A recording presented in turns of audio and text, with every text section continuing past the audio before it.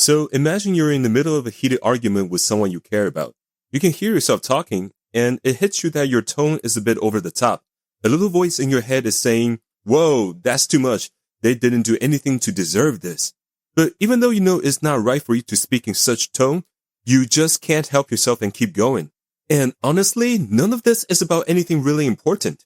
Maybe it's a pan left in the sink or a reply that took ages. It can even be them saying, "Sure, whatever you want," in a way that rubs you the wrong way. And this isn't the first time you lost your cool this week. Remember Tuesday? You came home furious about work. Then there was your brother in the family group chat on Thursday, and whatever he said made you feel pretty small, and you're still annoyed about it.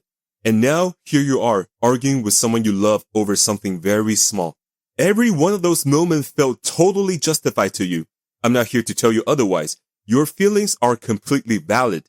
But deep down, you want to break this vicious cycle. You want to end the toxicity between you and the people around you, and you have no clue where and how to start. So if you're someone who finds yourself in conflict quite often, and you've noticed your tone but couldn't stop it, this episode is for you.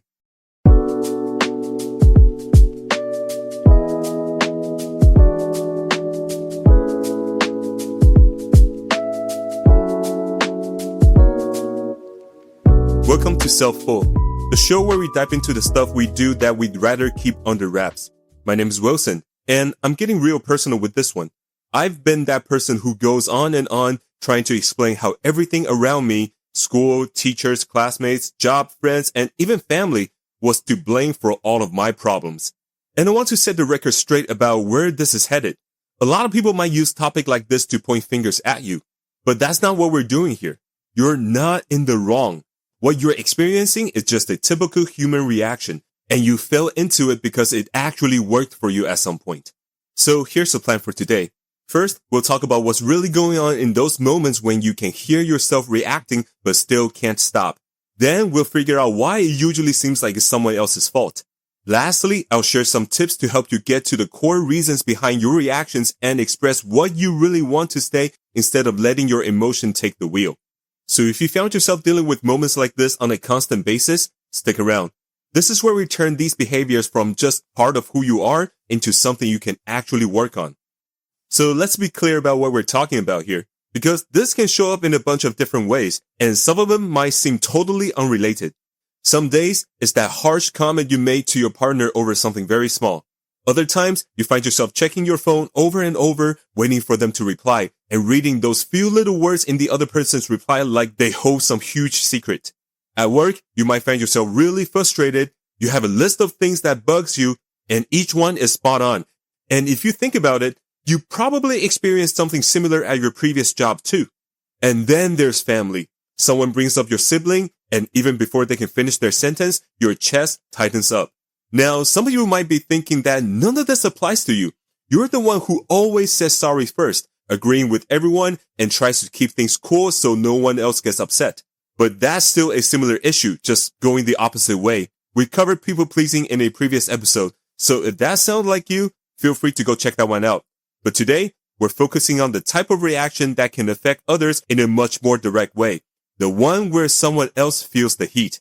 And what makes this tricky to see from the inside is that every reaction comes with a valid reason. You're not just making excuses. And you've probably thought about this before and either decided that it's just who you are, like you've got a temper, you're jealous, or you're too sensitive, or you've blamed outside factors like your job, partner, or family. And I've leaned on both of those explanations for years. They're pretty easy to grab onto, but neither one really gives you a plan to work with when tomorrow comes around. So let's dig for something that can actually help. And first, we have to figure out what's really going on behind the scene, which leads us to point one. It went off before you did. If you think about it, you didn't actually decide to go off like that. It might not feel that way since it was your mouth and your voice doing the talking. But if you take a moment to really think back on it, you could hear yourself. Some part of you was watching it all unfold and wasn't on board with it while it was happening. So think about what that means. If the part of you talking and the part judging your words were the same, you wouldn't have been able to notice it happening. You would have stopped it immediately. The fact that you could hear it without intervening shows that there are actually two different systems at work within your brain, and one is moving way faster than the other. There's the observer and the doer, and one of those systems is a lot quicker. Deep down, there's a part of you that's always scanning for safety. It's asking one big question over and over again. Am I good with these people? Is my spot here secure? And this part is ancient, quick, and doesn't wait for your approval. It runs beneath your conscious thought because thinking takes time. Throughout most of human history, by the time you figure out if your group still wants you around, it was already too late to do anything about it. So when this part of you senses a threat, and I mean senses, not figure things out, it doesn't reason. It doesn't just send you a notification and wait for a response. It jumps into action. It gets your voice ready and prep a sharp response, then handed the whole reaction to you already in motion. And that's what the observer side of you were hearing. You weren't losing control. You were just catching up to something that had already kicked off. Notice how complete the reaction is by the time you are aware of it? That's your clue. When you say something sharp, the words just flow. The example pops up in your head quickly, the stuff they always do, the issue from 3 weeks ago that you thought it was settled. No one can put together an argument that fast, lightning fast, because it was already packed away, just in case you needed it. This is a protection system at work. Just be careful with the word protection here because it sounds like a nice thing to have, but this isn't gentle at all. It's kind of like an airbag in a car. And think about it. An airbag is there to save your life, but it goes off faster than you can blink. It never asks for your permission to go off. It just does when there's a trigger for it to deploy. And the impact force might hurt you and the person next to you. That's not a mistake. That's just how it was designed. So how do you catch something that's quicker than you? Actually, you don't. Not in the heat of the moment. I want to be clear about this because a lot of advice is just a variation of close your eyes and count to 10. And honestly, if any of that had worked, you probably wouldn't be listening to this episode right now. Instead, you catch it after the fact. And here's your first tool. Check the size. The idea is simple. Later, whether that night or the next morning or whenever it's quiet, put two things side by side. What actually happened and how big your reaction was. And this isn't about scoring yourself. It's about observing what went down. For example, if the issue was a pan in a sink, this may be a 2 out of 10 in a scale of importance, but your reaction was probably an 8 out of 10. Recognizing that an 8 to a 2 isn't about you being a bad person. It's more like your airbag going off when you drove over a speed bump. And that gap between the 2 and the 8 is what we're focusing on. Because the difference between those two numbers didn't come from the dirty pan in the sink. It was already in you before the argument happened. And the size of the gap shows you how much of that reaction wasn't really about what just happened. And one crucial rule before you dive into this, don't use it as a scoring system. You're not trying to build a case against yourself here. If you catch yourself thinking, I overreacted, I am awful, I am such a bad person for saying something like that, just stop right there and come back to it another day. The point is just measuring the gap, not judging yourself. Let me show you what that looks like in a scenario. Say it's Sunday night, you and your husband are in the kitchen, dinner's finished, and there are some dirty dishes still sitting in the sink because he said he'd get to it. And you found yourself saying something about the dishes still sitting there, and the word came out with an edge on it that neither of you were expecting. And he turned around and go, it's just dishes. Why are you freaking out about it? And yeah, that reply does sting, but deep down, you also know that he's right about these dirty dishes are not that big of a deal. And you notice it while it was happening, but still, you replied back with something else anyway that led to a fierce argument. And now it's an hour later, he's in the other room watching something on TV. You're sitting on the edge of your bed, and the shame has shown up, and it's doing its usual laps. But this time, instead of following the laps down to a spiral, you do the other thing. You put the two side by side, the dishes in the sink and your own voice earlier. And then you notice that the gap between them is enormous. It isn't even close. And for the first time, that gap is interesting instead of just embarrassing. Because a gap that size means something was already loaded before you even walked into that kitchen. And you don't know what it was yet, but that's fine. Tonight, you just found out there was something else, and you keep that in your mental note. So why does looking at the size do anything when it's hour too late to help anyway? You might be asking, what's the point of this tool? And the point is awareness, because you're not trying to stop the airbag. You're trying to find out that you have one and set yourself up to dig deeper into what triggers it. And you can't do that while the airbag is deploying. When that's happening, there is no you available. There's just the reaction and the reason. Afterwards is the only window that exists, and afterward is a real window, and nobody ever tells you to use it. They tell you to control yourself in the moment, and that's just shoving down more pressure on top of the already existing one.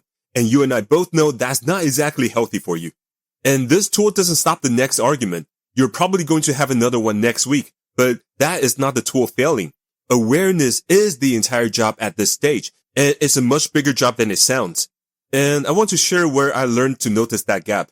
I didn't actively search for it. Actually, someone pointed out to me. A few years back, I was having a tough time at work, and one Sunday or Saturday afternoon, my wife asked a simple question about what we were doing that evening. It was just a regular logistic question, nothing more. But my answer was way over the top for what she asked, and she just stopped and looked at me. She didn't argue, she just said, "That was a lot." And when I heard that, those few words hit hard. And I did what I always do and started explaining. I told her I was tired and that it had been a long week for me, which was true, but it wasn't really the answer, you know what I mean? And later that night, I couldn't stop myself thinking that she had merely asked about what we wanted to do that evening, and yet I reacted as if she had accused me of something. I mean, there was no reason for me to react the way I did. Her question was a simple one, and my response was totally out of proportion. Nothing in that room could explain it, which meant I had already brought my own issue into the mix. So that's the first point. These reactions are quick, protective, and prepackaged. But here's the weird part that's still hanging in the air. In the moment, I didn't feel any of that. I just saw myself as a reasonable person reacting to an annoying situation. So where does that come from? Which leads us to point 2. The reason shows up second. We all tend to think that we have our reasons ready to go, which is why we reacted the way we do. But actually, it's the opposite. Our reactions come first, and then we come up with reasons afterwards. It can feel like a straightforward process, like you notice something, you think about it, and respond. But remember, reactions happen way quicker than our thoughts, so most of the time, our reasons can't possibly come before them. There just isn't enough time. What happens is that your mind walks into a situation where something had already happened, and its job is to explain what it's witnessing. It does this instantly and convincingly. Here's the key point. When the explanation points outward, it blames the outside factors like other people, the situation, or anything external, never what's really going on inside. This doesn't mean that you're being dishonest. It's just that the explanation isn't meant to be true. It's there to make sense of what just happened. So when you catch yourself saying, "I reacted that way because they always do this," that's not a lie or an excuse. It's more like a caption you come up with after the fact. And a caption can perfectly describe what's in the picture, but still not reveal why that picture was taken in the first place. This gets tricky because a lot of those captions are actually spot on. Your job might truly involve long hours. Your brother might really be the favorite among your parents, and your partner may have honestly been glued to their phone all night. Every single one of these are a valid point. So you can't really test a caption by asking if it's true, because it will always hold up. But that also means trying to evaluate each one individually is a waste of your time. It doesn't tell you what's the real underlying factor behind every single argument. So how do you find out why these things bother you so? I mean, the real reason behind them. How do you start looking inwards and find the real reason behind why you tend to react the way you did? And here's your second tool. Line up the week. So once a week, I think Sunday night is a good choice, but anytime works. You jot down everything that genuinely bothered you over the past 7 days. Not just the big stuff, but all of it, especially those small, petty, embarrassing moments. Stick to about 4 or 5 lines and each about 10 words. You don't necessarily have to go into excruciating detail.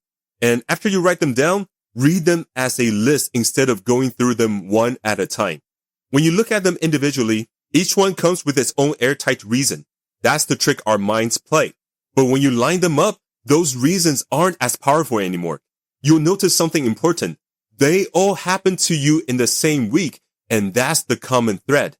Then ask one question about the entire list. Don't ask, "Was I right?" because you probably were, which is part of the issue.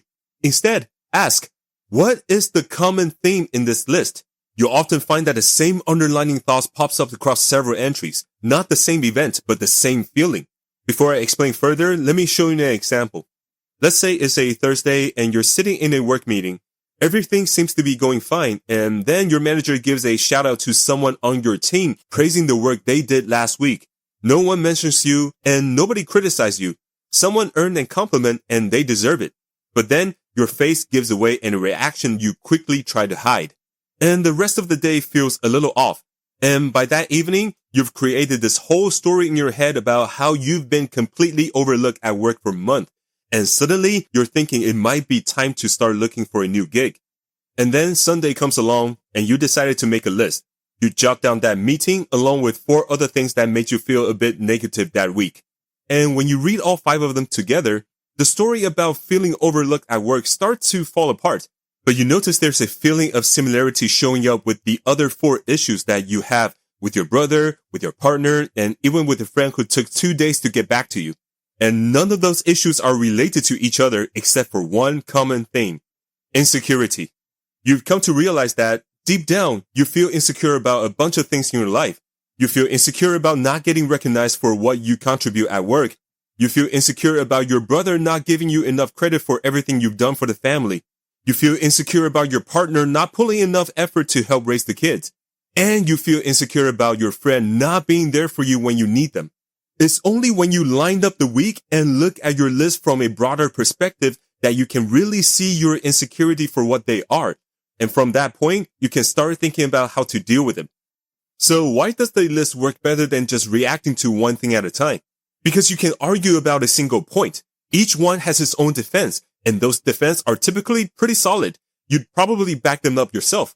But when you got 5 or more points back to back, they usually don't hold up as well. It's not that any of them are wrong. It's just that each requires a different explanation. If someone has 5 unrelated complaints in a week, that starts to feel like more than just bad luck. The pattern and the underlying reason starts to surface. You're not trying to find reasons to be mistaken. You want to uncover the reasons for disagreement. That's the beauty of a list.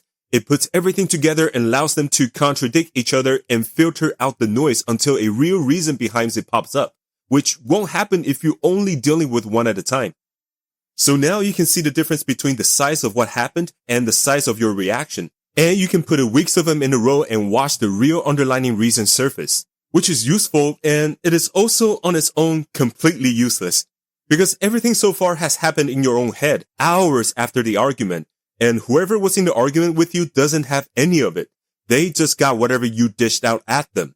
So the last question is the one that actually matters. What do you do about the damage? Which leads us to point 3. Go back and make it smaller. So let's dive into the idea of who's footing the bill in this situation, because believe me, someone always is. When an airbag deploys, something or someone has to take that hit, and it's never whatever caused it to go off. It's usually the person right next to you. The passenger didn't make it happen. They just happened to be there. Now, that's the first cost you can see, because you can see the expression on their face. But here's the second cost, the one that often goes unnoticed. What you do to protect yourself from your worst fear often ends up bringing your worst fear to life. This idea runs through every example we've talked about. If you're worried that your partner is pulling away, you might start checking up on them all the time and getting anxious when they take too long to respond. That constant management can be draining for the other person, and they end up drifting further away. If you think you're not cutting it at work, you might just start blaming the job itself, the coworker, and the work environment, and you eventually stop caring. As a result, you'll never find out what you could have achieved there. Or if you feel like your family gives someone else in the family more love or care, you might start to hold that little bit of grudge, and thus comes off as a bit cold when you talk to your family. And after a few years, they might start calling you less. They start to drift apart from you because in their mind, they simply don't want to deal with your attitude. And now your fear seems validated. It doesn't just affect the people around you. It also reinforces your fear. That's why this is so important to tackle. So what should you do? And here's the third tool. Say the smaller thing. The idea is simple. Within a day or so, after you have found out what's your real underlying reason of that previous argument, go back to the person who you had snapped to and explain what it was really about. This isn't an apology. You might have already done that. And just so you know, apologies are not the same as saying the smaller thing. Saying, "I'm sorry I snapped," fixes the immediate issue but does nothing for the long run. It closes off the conversation without actually explaining anything. The smaller thing is about getting to the heart of what you're feeling underneath. So instead of saying, sorry, I was in a mood, you might say, that wasn't really about the thing we were arguing. I've been feeling like I'm falling behind everyone else lately and I took it out on you. And that's it. Just a couple of sentences. Notice how much simpler and less dramatic that is compared to what you originally said. And that's the whole point. The loud version is big and defensive, and the smaller thing is just straightforward. There are two key things to make this work. First, say it flat. Don't turn it into a performance or speak with a quiver in your voice asking for sympathy. If you deliver it like you need a rescue, it changes the whole vibe, and they'll pick up on that. Just state it like you're sharing a fact. It's just information. Second, don't add anything at the end, especially do not follow up with any sort of request, like, could you maybe reply a bit faster next time? The moment you attach a request, it turns from honesty into a negotiation, putting them under pressure, which is exactly what you wanted to avoid in the first place. Let me show you an example. So, picture this. Imagine there was a group chat with your family last week, and your mom mentioned something about your brother had done, and you reply with something that was technically a joke and definitely not one. And nobody said anything. The chat just moved on, which is somehow worse. Now it's a few days later and you're driving and you call your brother. Not to sort out the joke. You've already decided that you're not going to bring up the joke at all because the joke isn't what the call is about. And after the normal talking, you say it. Hey, that joke I made in that chat a few days ago, that wasn't about you. I've had this thing for years where I assumed everyone rates you higher than me and it comes out sideways sometimes. And there's a pause on the phone because that's not a normal sentence for the two of you. And then he says, dude, I've spent my whole life thinking that about you. And you're both quiet for a second. And then you talk about something else entirely because neither of you knows what to do with it. But something in that phone call is different now, and it stays different. The knot in you and your brother's stomach has been untied. So why does the smaller thing work when an apology doesn't? Two reasons. The first is that an apology is about the surface. The tone, the volume, and the words you choose are not really the main issue. Apologizing just for the tone without addressing what's really going on is like paying for a broken nose while ignoring the fact that the airbag went off over a speed bump. It might calm things down for the evening, but it doesn't fix anything for next time. And here's the bigger picture. Both the loud and the smaller version are after the same thing. They both want to know that you still matter to the other person. The loud version makes it fuzz until it gets a reaction, while the smaller version just asks for reassurance. Unfortunately, only one of these usually gets a response because no one can provide comfort over a complaint, especially over something small and petty. That's the issue summed up in one sentence. The protective approach is just a clumsy way of asking for what you need. When you express your need directly, it doesn't need that kind of protection. Now, I can guess what you might be wondering next. What if they don't take it well? And that's a real concern, and I won't pretend it isn't. You might say what you need quietly and get a reply like, yeah, well, you've been doing that for years, or maybe get nothing, or just a shrug. But here's the truth. Their reaction isn't the main point of what you're doing. You didn't speak up just to be forgiven. If that was your goal, you'd only be giving them another thing to deal with. You spoke up to bring the real issue into the open, something that's never really been acknowledged before, and the loud version wouldn't have accomplished that. This truth comes out whether or not they know how to handle it. If they're still hurt, that's not about you. It's information about how much has built up over time. And knowing that is important, and it's something the loud version would have kept from you for good. And one more thing about all of this, because it's really the main point of this episode. You are not broken, and you are never the bad guy in your own story. There's a part of you that's been working really hard for a long time to keep you safe around people. It's been doing that since before you even knew that you can make that choice. And it has just been using the tools it has. The goal isn't to shut that part down. You can't, and honestly, you wouldn't want to, because that part is also what picks up on when someone you care about goes quiet. The goal here is way simpler. It's about not letting that part of you do all the talking anymore, and instead saying what it actually wants to say.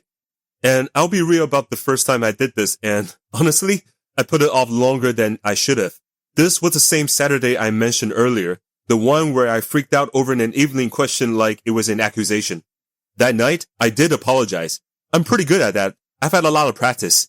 And it worked, like it always does. By bedtime, me and my wife were cool. But on Tuesday, when I finally said the other thing, it took me 3 whole days to get there. I even rehearsed it in my own head, which is kind of pointless. I said, Saturday wasn't really about what we should do. I've been feeling totally useless at work for about a month, and I haven't said it out loud to anyone, including you. And she just looked at me and said, I know. That was not the response I was expecting at all. I had planned for her to be surprised, but it turns out that she had known for weeks. She was just waiting for me to say it because there's really nothing anyone can do when someone's having a tough month until they admit it first. What sticks with me is that it wasn't news to her. The only one in that house who didn't know was me. So now let's do a quick recap. Let's put these 3 tools together in one motion. It goes like this. When an argument happened over something that feels like a 2 out of 10 and you freaked out with an 8, you hear yourself doing it and just can't stop. That's like the airbag kicking in. Later on, when things calm down, you take a moment to use the first tool. Compare the things you were arguing about to the level of your reaction and see how big that gap is. This shows how much more energy, how much more anger you brought into the situation, and it tells you that there's a real reason behind why you snapped. Then you look back at your week and make a list of all the negative things that happened. There's always a common thing behind all of them that makes sense, and that's what the second tool does. It brings out the real underlying reason why you feel the way you do. It could be insecurity, embarrassment, fear of being treated unfairly. These are the type of common things that you're looking for. And after that, you go back to the person you were engaged in an argument with and you'll share the small things. Not an apology, but give them the real truth that you found out from the first 2 tools. You'll probably not get it right the first time. You'll probably look at that gap and start blaming yourself. And when you say the smaller thing, you might end up over-explaining it. None of that is a fail, by the way. The more you practice, the easier it gets. And remember where we begin? You're standing there in the kitchen. You can hear your own voice, but you have no power to stop it. Here's what you probably think I'm going to say, that the goal is to never do that again. And let me tell you, that is not it. You're definitely going to do it again, probably within this week. The point of this episode, as with any of my past and future episodes of this podcast, is self-awareness. Understanding the real reasons behind why you feel, experience, speak, and act the way you do. Not looking at yourself like there's something wrong with you, not forcing yourself to stop feeling or acting the way you do, but finding out what emotional needs you might be missing that triggers all of your actions.